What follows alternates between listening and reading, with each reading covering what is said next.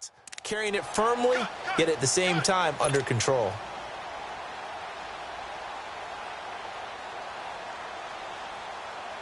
The Seahawks on third down. They've been good, 3 for 4 thus far. This is third and 7. Following the fumble recovery, Watson. And he took the contact as he was throwing it, and the ball drops incomplete. Well, the numbers have been good in the passing game, and certainly a big reason why they have the lead. But now here, third quarter, maybe go to the run game a little more? Yeah, perhaps. I mean, after that incompletion, a little credit to the defense for shutting them down on that play. Maybe you try and run the football a little bit more in this spot, but they have to feel good about how they've been throwing it overall. He steps into this one, and this is a rocket. This is taken at the 10. A little juke. Nearly a huge return, as it is still a very good one. 24 yards. And the Ravens, they'll take over. Now the Baltimore offense heading back out onto the field. And they had 3 points last time, but they didn't want 3 points because they were well within range of scoring a touchdown. We'll see if they can do better now. I'm with you on that one. Let's just go ahead and be frank about the whole thing. The only one happy about the 3-point kicker. Exactly. You put it through the post. That's nowhere to escape, and he goes down. Brandon, if I'm an offensive coordinator and I see an all-out rush like that, I file it away because I'm going to use their aggressiveness against them as this game goes on. I'm going to hit them with a screen soon. Got to imagine the pass rush will be equally intense here on second down following the sack. It's 2nd and 18. Now Darnold going for the deep ball. And that's caught inside the 35. And he gets all the way down to the 30-yard line. A big play that time for the Ravens. 44 yards.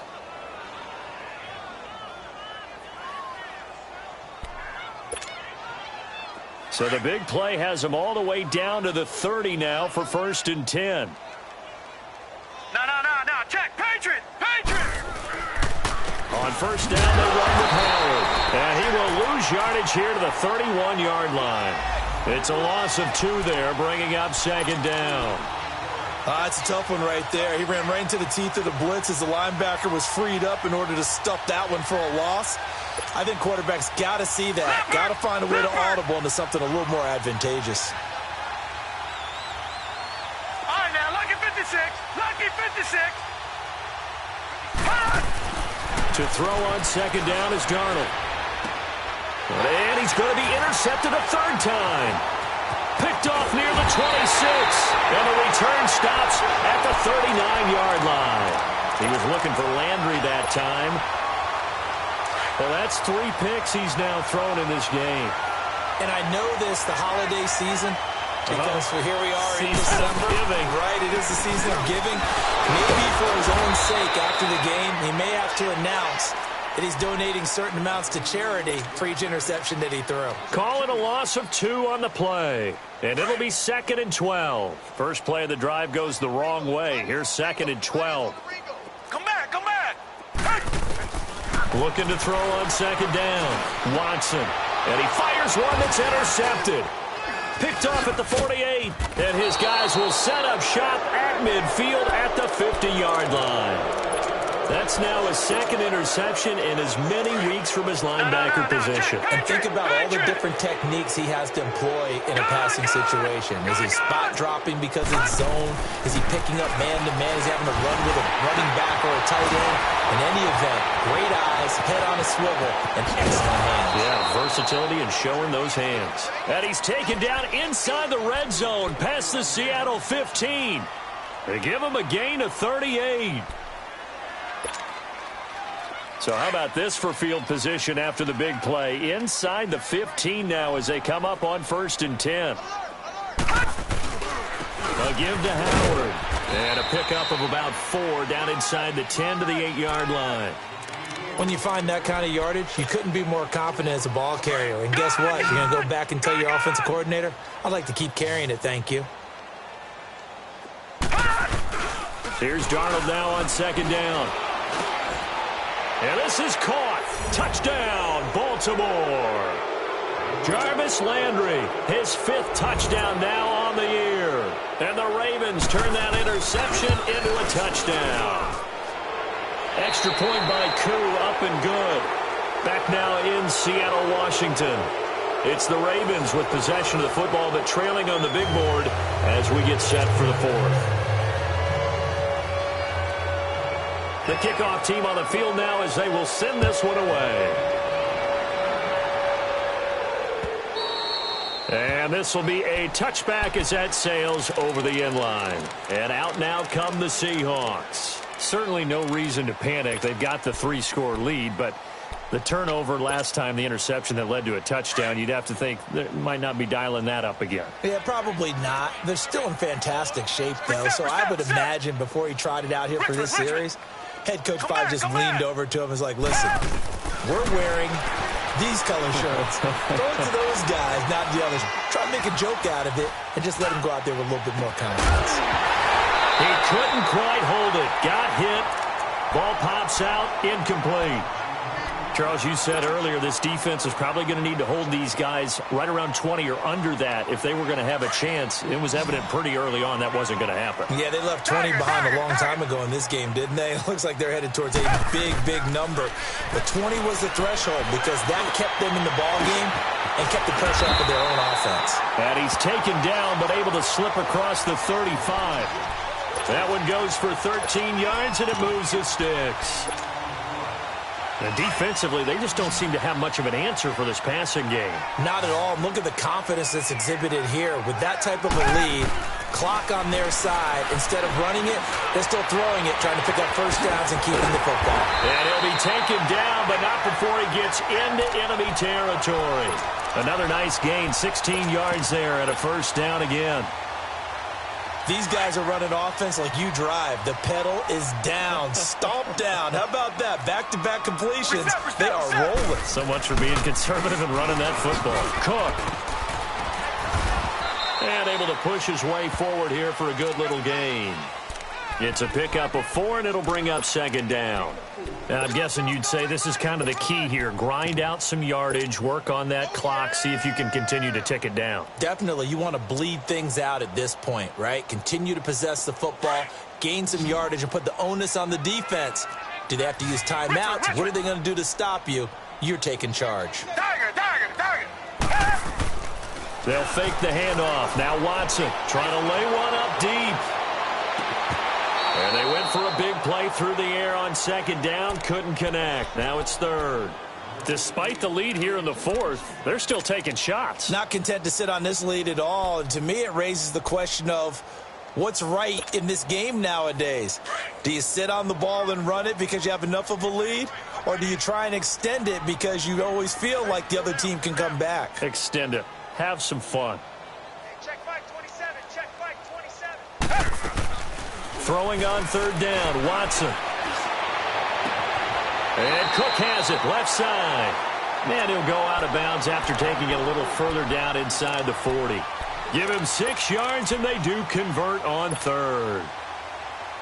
So signs of life in what's been a dormant offense in this second half. Here's 1st and 10. First down, here's the run with Cook. Nothing doing. Barely able to muster a yard to hit the 35. Run blitz there defensively, something we might see more of here in the fourth quarter. I think we'll see a lot of it, and the difference between that and a pass blitz, you're just trying to get to the quarterback. You're trying to scheme someone open who will get to the QB and make sure he gets on the ground. In a run blitz, you're actually trying to cover up gaps, trying to cover up holes so they can't run the football. That'll put him up over 160 yards receiving now for the game. They can't seem to stop it.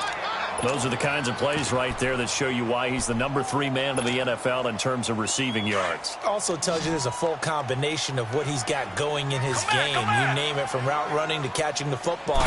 That's why he's able to produce those types of numbers. That is caught inside the 5. And he will score. Touchdown, Seattle. Equanimous St. Brown, his 3rd touchdown of the game, number 9 on the season. And the Seahawks add on to their lead. The kickoff unit is out on the field, and they will send this one away.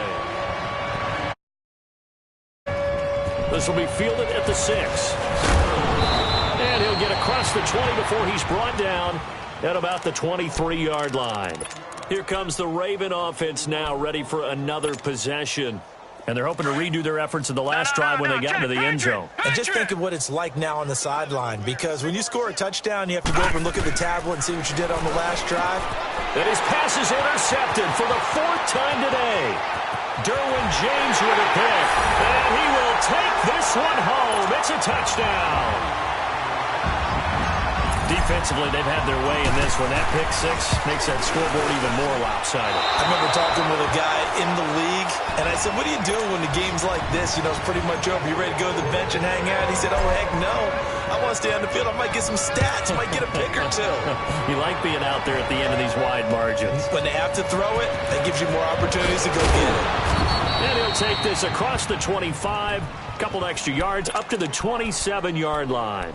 The Ravens offense now, they get set to head back on the field. And they just had that pick six. I guess the only positive maybe of them returning that for a touchdown. This offense right back out onto the field to try to make up for it.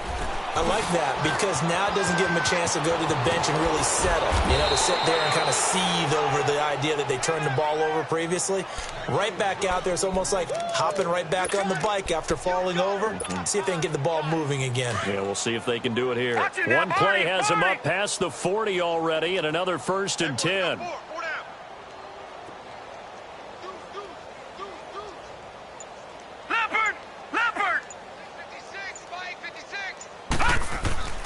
On first, they go right back to Howard. It's a pickup of 11 and a Baltimore 1st down. Well, partner, I know this type of running back. I mean, this size, this intensity usually gets better as the game goes on. And I can just tell you from experience, the first few quarters, oh, you're eager. You come running up there, I'm going to tackle this guy. By the 4th quarter, you're coming up and thinking about it. And D-line wearing down 4th quarter. Yeah, that's not a guy they want to see consistently. They'll get only a couple down to the 44. I know the scouting report on him is that he doesn't possess the eye discipline to be an elite linebacker. And what that means is his ability to read, react, and make a play. But on that one, he looked like one of those guys. Darnold now to throw. And he's got the hook up to Landry. And all the way inside the 15 before they drop him. That goes for a gain of 31. That was an excellent read right there. Saw cover one. That means it's just a single high safety. So you know if you throw the ball to the outside part of the field, help is going to be a little bit late getting there. And he puts one out there for a big-time completion. And now here is another interception. Derwin James with a pick. Defenders giving chase, but I don't think they're going to get there. He's at the 30. And he's finally out of bounds, but he's taken it all the way down to the 8. Landry, the intended target. The interception woes, they just continue to mount. He's thrown 5 picks. At this point, you got to be thinking, is it something between the ears? I think a confidence hit does occur once you start getting those numbers up there a little bit. But as you and I both know, it's not always just one guy's fault. Maybe somebody ran the wrong pattern. Maybe some balls were tipped. It could be so many different things. Bottom line, though, it comes back to the guy throwing them. Richmond. 4 down. Check. 4 down. Set. Green. And they'll indeed take a knee. Whistles and a timeout at the 2:05 mark. So this defense wanting to get one more pause in before the 2-minute warning, and they do just that. Well, they've been so good on 3rd down all day long. Can they convert another here on 3rd and goal? And they take a knee.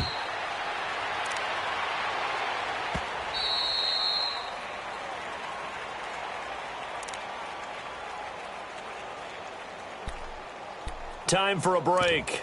We'll come back and wrap up garbage time after this.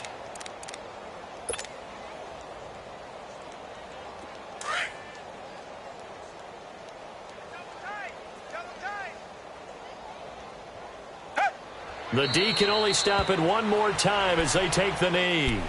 So they were really trying to put the nail in the coffin there already with this lead here in the 4th, but they didn't get it. Guarantee it's not going to be a fun handshake in the postgame, right? You just know that there's going to be some bad blood there. And I know if we go to the postgame press conferences, the winning coach, you know what he's going to say, why he did it? We need the points, okay? Because you never know at the end of the year if points are going to come into the tiebreaker if we're trying to get into the playoffs. That's always the standard justification. Nice job by that defensive front there to hold him to a short gain on first down. Well played, I must say. Yeah, only getting 1 yard. There was no room to run. Again, it's Howard. And for one of the few times here today, this run's not going to go anywhere. No gain on the play there, so that doesn't help. Now they're looking up at a 3rd and 9 situation.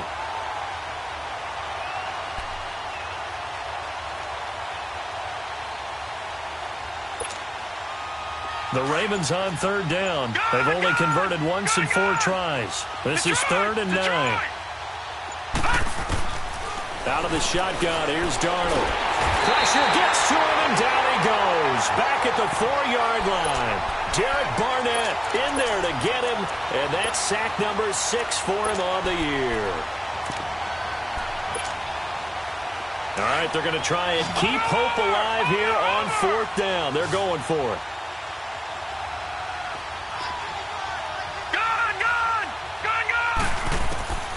Fourth down, and for Darnold, it's desperation time. And they will not be able to hook up there. It's incomplete. They had to go for it with such little time remaining. And my goodness, that means this next drive will begin 4 yards from the end zone already. Well, they probably don't need to run a play here, but you wonder if they're going to be able to resist on 1st and goal. The D can only stop it one more time as they take the knee.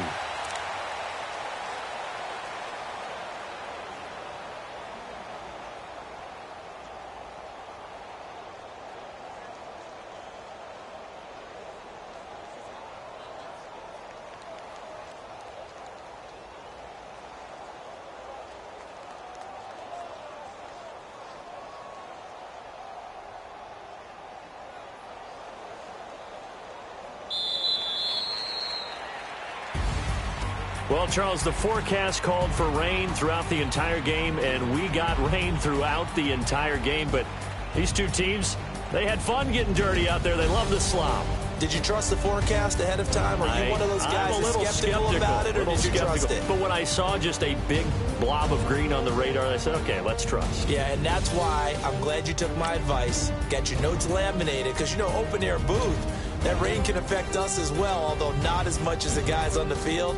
But let's face it, it's kind of fun to watch these types of games, isn't it? It is. By the way, how impressive is it that you travel with a laminator? I didn't even know there was a portable laminator. The things that you learn. Golly, wise beyond his years. So for the Seahawks, they continue to roll as the win gets them to 12.